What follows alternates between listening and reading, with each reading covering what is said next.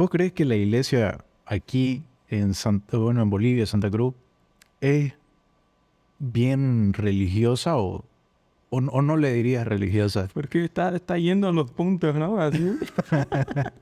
No, yo diría que... Porque por un lado, o sea, es como que yo, si puedo describir la iglesia en Brasil, en una palabra sería pasión. Veo gente muy apasionada en todo lo que hacen. Voy a recibir a alguien, lo hacen con pasión. Entonces creo que esa palabra definiría una iglesia en Brasil. Aquí no sé si podría ser religiosa, una iglesia muy religiosa, por lo general, no todos, claro.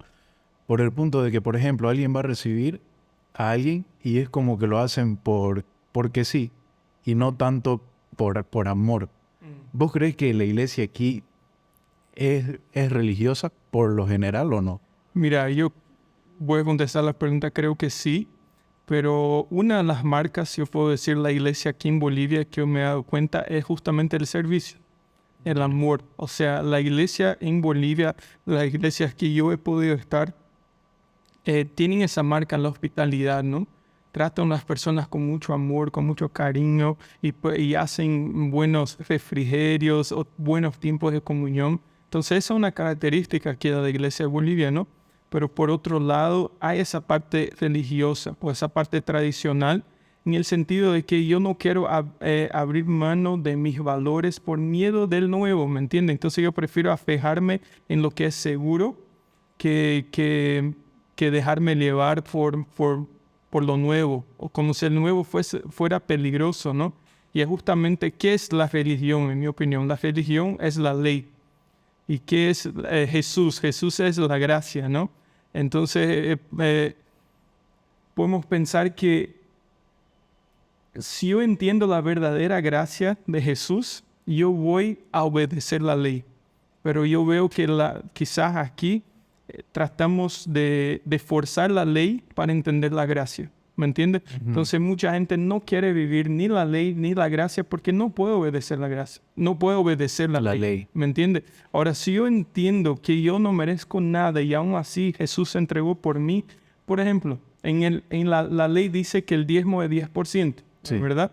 Ahora Jesús vino y no habló exactamente de los 10%. Él habló que todo lo que tenemos pertenece a Él. Entonces Jesús con la gracia, no es que la gracia es liviana, no, la gracia es mucho más profunda, ¿no es verdad?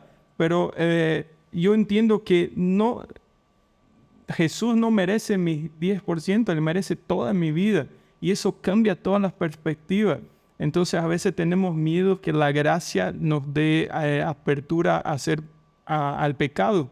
Pero el verdadero entendimiento de la gracia me lleva a ese lugar que todo lo que soy es de Dios, vino de Él y es para Él.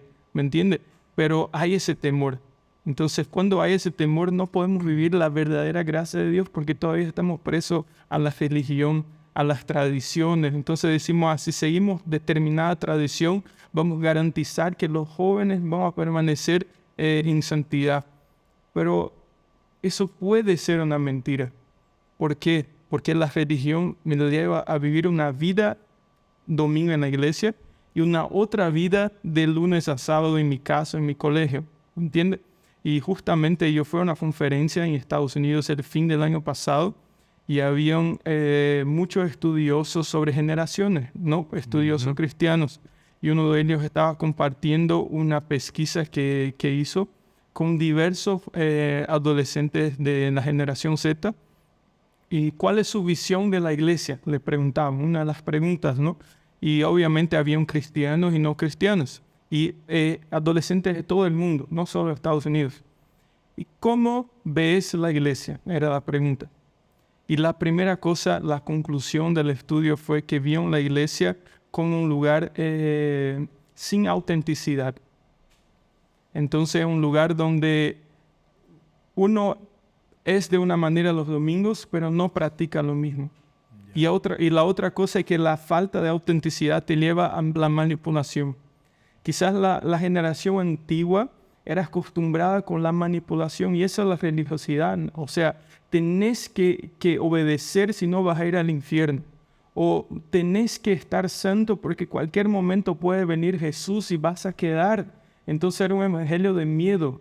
Y quizás eso funcionó para muchas personas en algunas décadas pasadas, pero eso lamentablemente no funciona ahora. Nosotros tenemos que anhelar, primero desear la venida de Cristo, obviamente, pero ser santo, porque eso agrada a Dios, porque yo miro hacia Él, yo soy transformado por Él, yo amo ser santo, amo tener comunión con Él. Entonces eso cambia la perspectiva, ¿me entiendes? Ya no funciona El miedo. la manipulación, ya no funciona el miedo. Entonces esa es la primera cosa. Los adolescentes veían la iglesia de hoy como una iglesia sin autenticidad.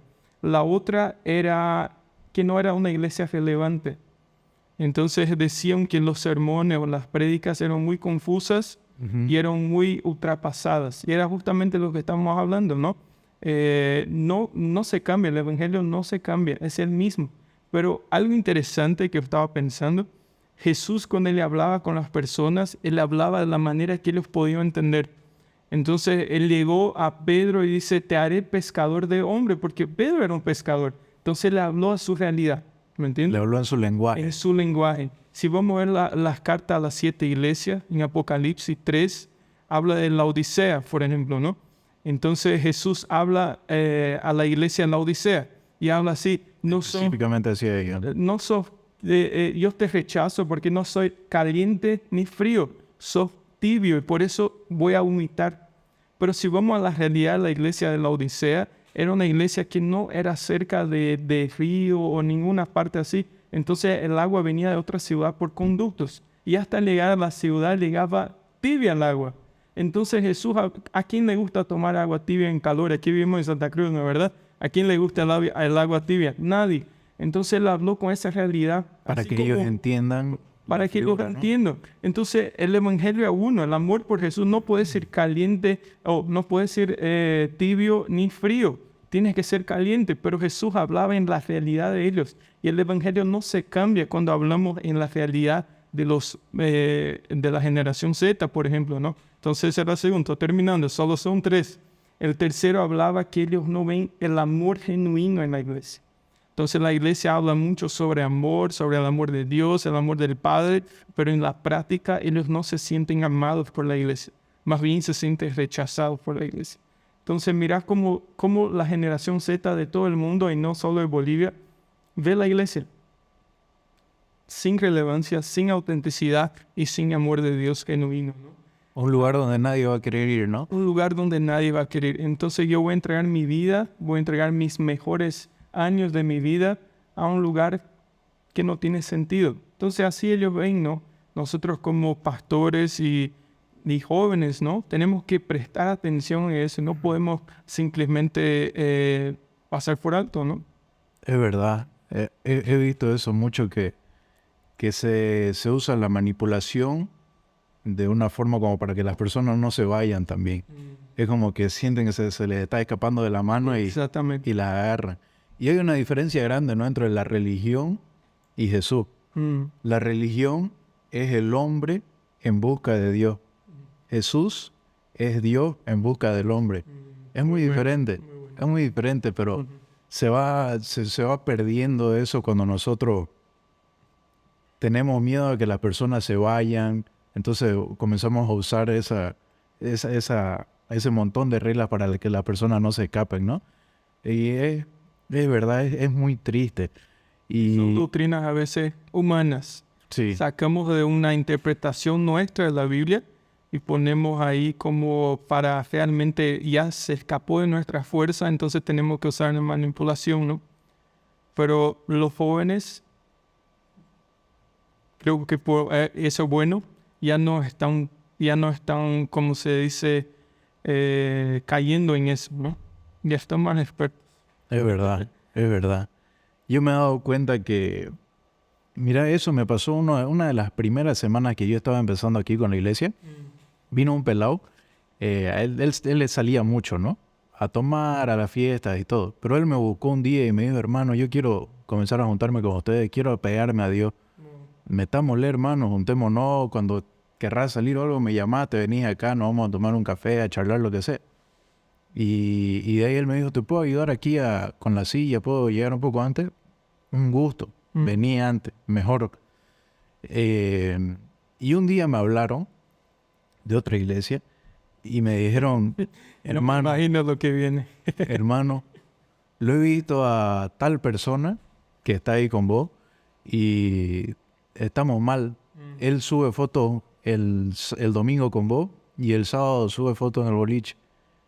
Decirle que no puede subir, prohibirle porque estamos quedando mal, el evangelio, la iglesia, estamos quedando mal. Y ahí, pucha, por un lado me dio un poco de rabia, ¿no? Mi sangre me hirvió, pero por otro lado me dio tristeza por cómo abordamos eso. Porque si te das cuenta, él me buscó, yo estoy feliz de la vida que él quiera cambiar. Y entiendo que ese cambio es un proceso. Así es.